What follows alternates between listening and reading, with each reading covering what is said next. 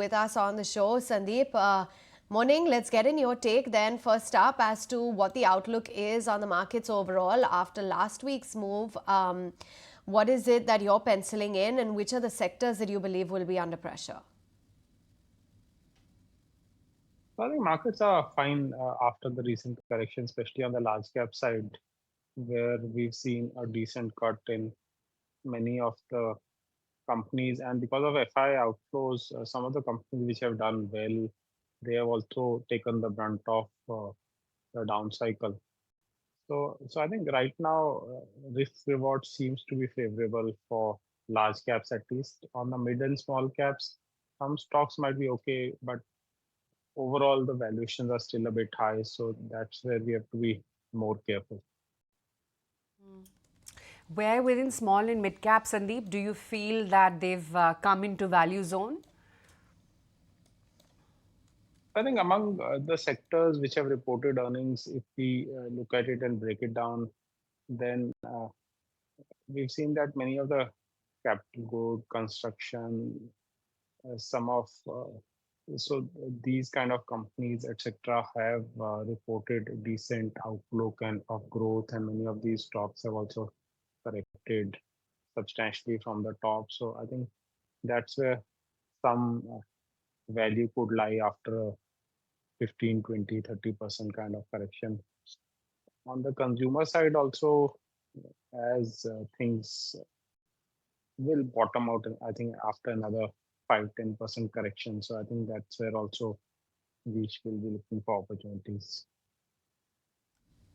Okay, fair enough. Let's get in your take on Honasa's numbers, Sandeep, and just curious if you've, read into the quarterly performance, which has been quite a disappointment. The fact that it's been a PAT and EBITDA loss in the quarter gone by.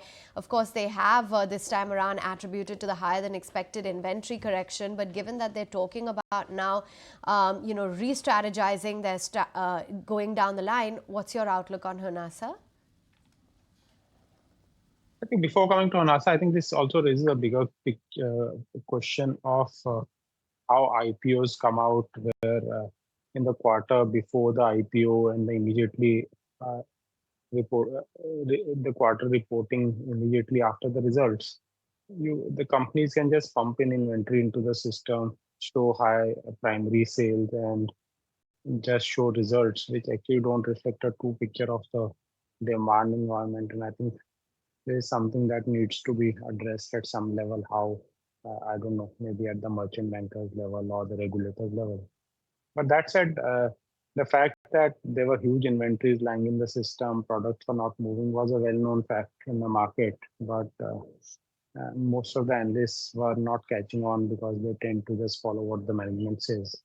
So now the management has realized that they have adjusted inventory, but they have also indicated that demand still continues to be weak.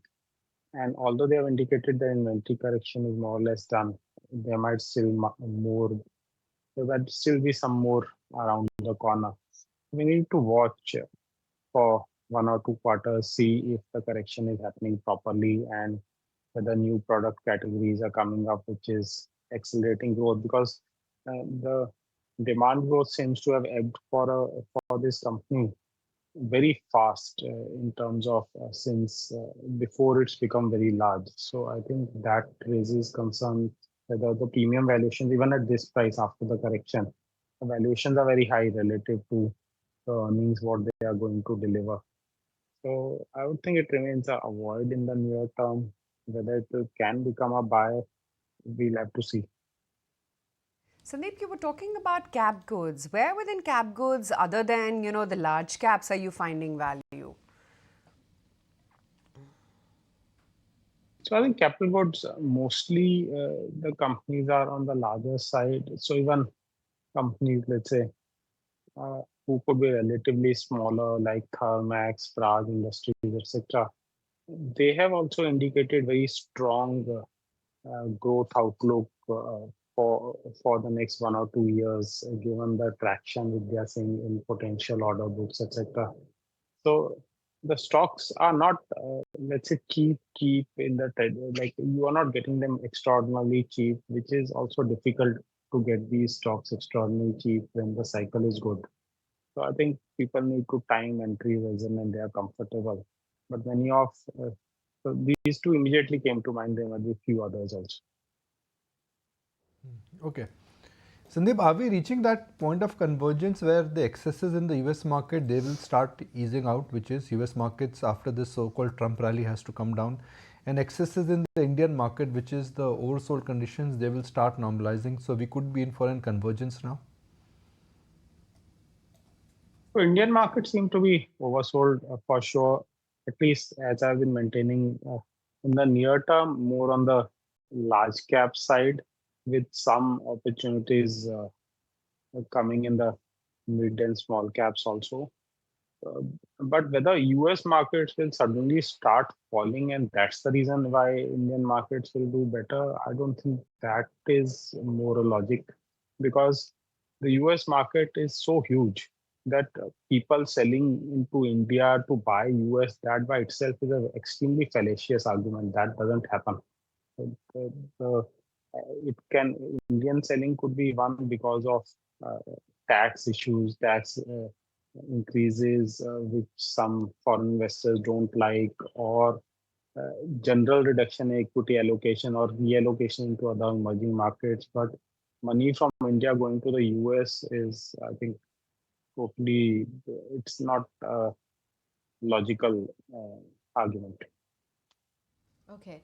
Meantime, I mean, India will come up because there is a dollar interplay which is here right now at play, and the US market or the dollar in the sense is acting like a vacuum which is just sucking everything in. It could last for December, it may last till Jan, it may extend itself for the first 6 months of the Trump presidency, when there would be a lot of noise and there would be a lot of indication which will suddenly start looking like pro America. Who knows?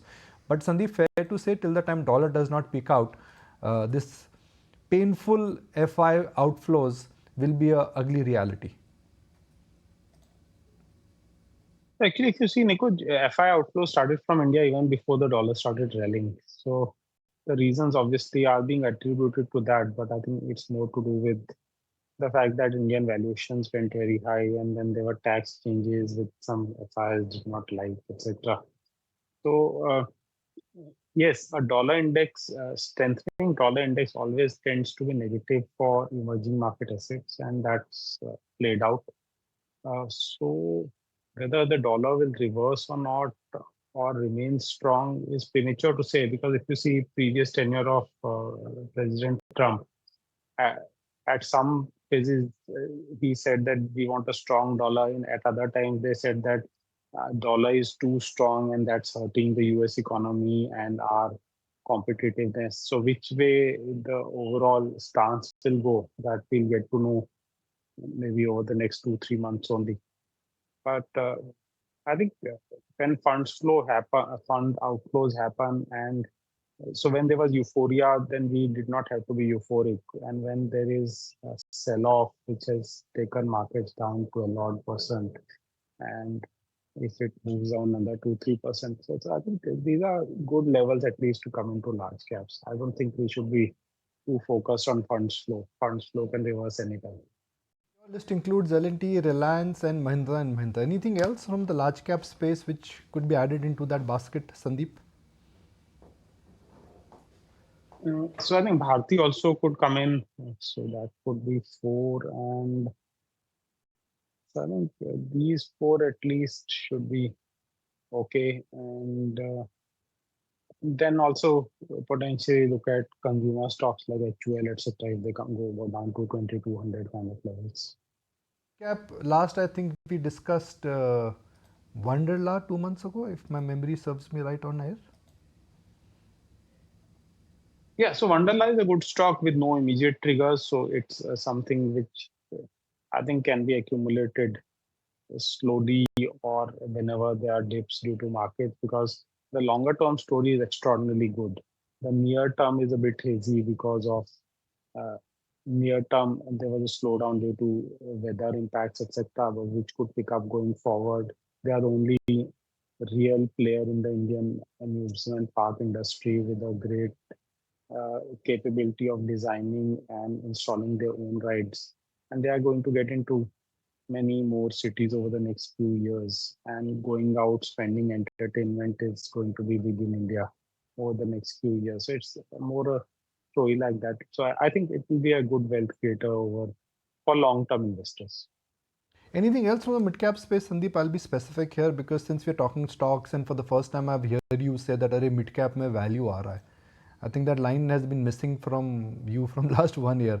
Now that you're genuinely saying that markets oversold, selectively start buying mid and small cap stocks. Wonderla, I would classify it as small cap. Anything else in the small and the mid-cap space?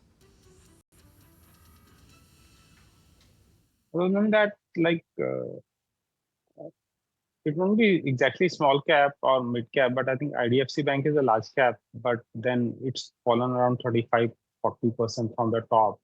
And the results were not bad. I think in banks, I look at asset quality. So asset quality held up well, deposit advance growth is still strong. So that's something, the IDFC Bank is something which I like from these levels. Then I talked of Ahluwalia Contracts as a strong construction company, but I knew that because they had indicated the results are not going to be good for the first 2 quarters at least. So I think the results were weak last week. So if it sells off because of that, so I think at 950 levels, around that, I think it's a good stock for 1 or 2 years. Meantime, you've got some other stocks which are. If you like this video, then like, share and subscribe to ET Now.